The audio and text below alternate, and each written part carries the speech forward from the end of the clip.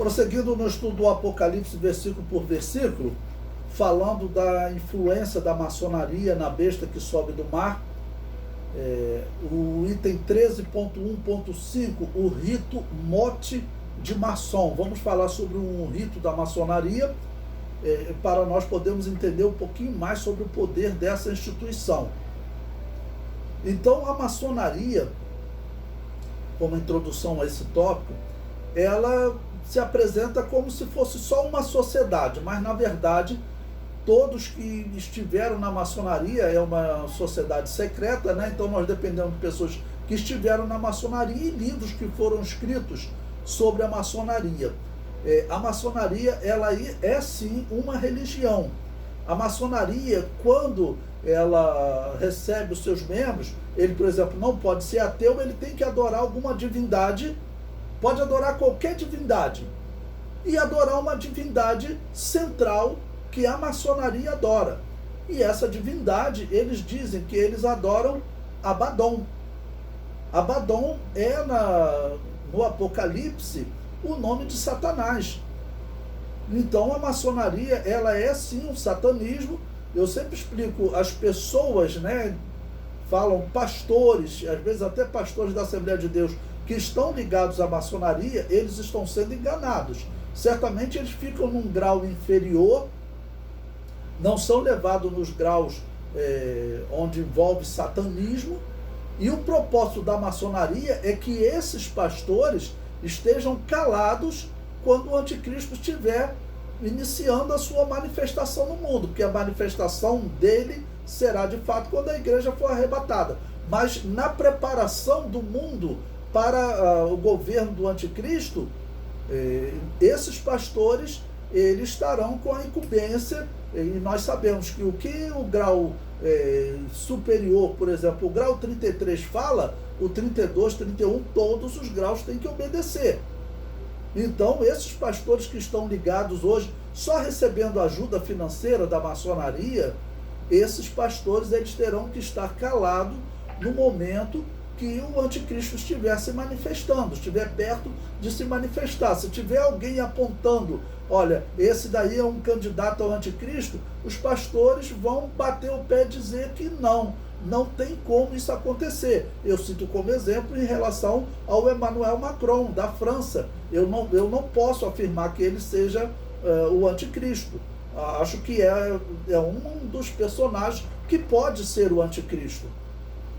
Ele está em um poder central do Império Romano nos dias que João estava sendo revelado, porque a França era um dos locais centrais da religião dos celtas, que era uma religião satânica, talvez o maior satanismo que já existiu no mundo, era a religião praticada por aqueles pagãos celtas, onde o homem era sacrificado em favor da natureza que era adorada como Deus.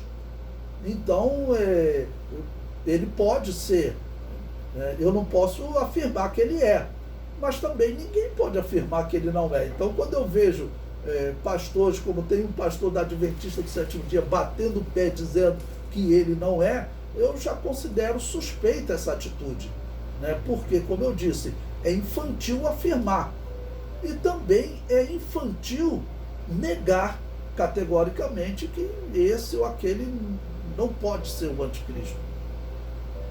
Bom, sobre esse rito mote de maçom, eu coloquei o link aí para vocês poderem depois ler o artigo completo. Esse é um artigo que eu estou tirando da internet para que você possa entender o que significa esse rito mote de maçom. E mais uma vez, ele está ligado às igrejas reformadas. Então pense 10 vezes, 20 vezes, 30 vezes antes de se ligar a essas igrejas reformadas. O artigo diz: o mote de maçom ou palavra de maçom é sem dúvida de origem calvinista. Se os maçons calvinistas de Kilvinin, provavelmente aconselhados nisso pelo erudito pastor Robert Bailey, elaboraram por volta de 1628, 1637, esse rito especificamente calvinista de recepção em loja ou da iniciação, como eles chamam, foi porque nessa época eles se recusaram a praticar o antigo rito anglicano de recepção em loja prescrito pelas antigas obrigações.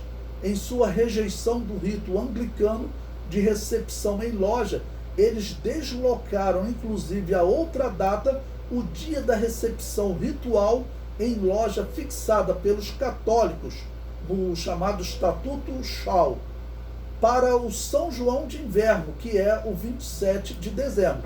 Então você veja, existia uma maçonaria católica, existia uma maçonaria anglicana e também a maçonaria presbiteriana ou a maçonaria calvinista. Ou seja, a organização está dentro das igrejas reformadas. E eu sempre alerto, os reformados eles têm uma doutrina que está entrando nas Assembleias de Deus que é inacreditável, é um absurdo. Mas a doutrina ela coloca Deus no tribunal como réu e condena Deus. Porque, segundo essa doutrina, você pergunta para eles, por que Caim matou Abel? Eles falam, por ordem de Deus. Deus predestinou Caim a fazer isso. Deus ordenou que Caim fizesse isso. Em qualquer tribunal, Deus estaria condenado. Ele é o mandante do crime, né? Então, eles têm essa doutrina que está entrando nas Assembleias de Deus. E junto com toda essa influência das igrejas reformadas, está entrando também a maçonaria, o satanismo. O artigo prossegue.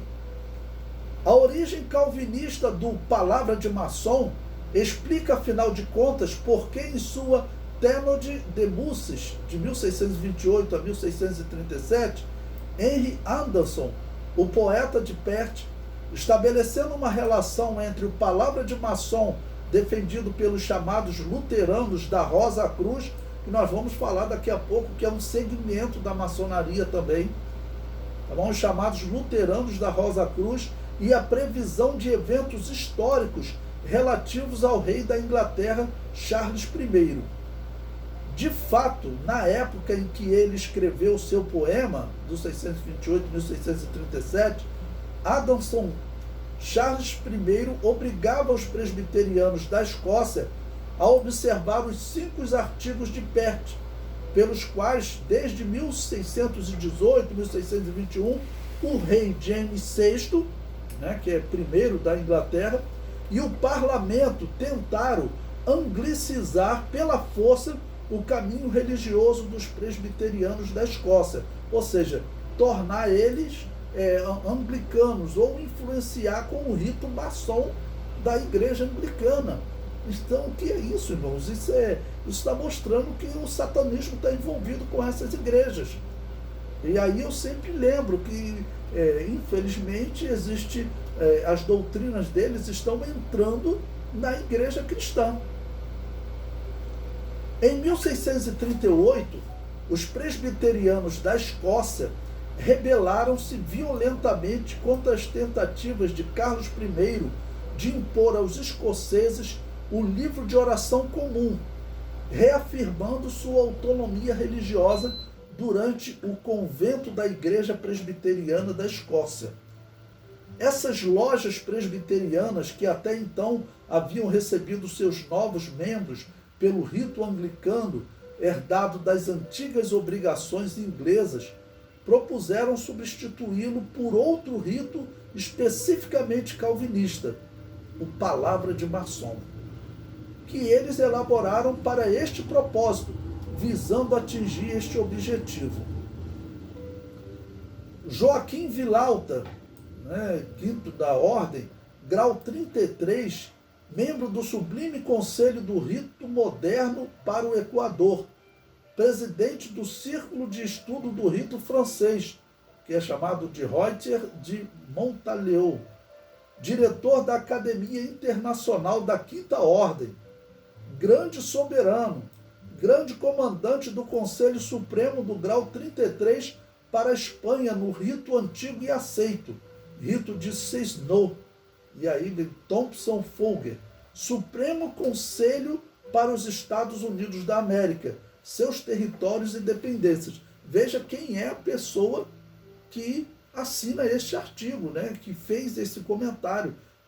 Então, nós observamos aí que existe realmente uma ligação da maçonaria com as igrejas reformadas. Existe uma ligação do satanismo com as igrejas reformadas. E eu sempre lembro, existem duas igrejas batistas. Uma é a Igreja Batista Reformada. Procurem na internet o que aconteceu com a primeira Igreja Batista de Niterói. Alguns irmãos lá descobriram maçons e queriam expulsar eles. Os maçons falaram, olha, vocês não sabem de nada, fomos nós que iniciamos esse trabalho aqui. E quando você vê realmente as colunas, as 6 colunas lá da frente da igreja, é característica da obra da maçonaria. Então existe um perigo tremendo que as igrejas cristãs estão vivendo, que é o envolvimento, a ligação com as igrejas reformadas. Por quê? Se envolvendo com as igrejas reformadas, existem 2 coisas diabólicas que estão na igreja reformada: a maçonaria e o liberalismo teológico.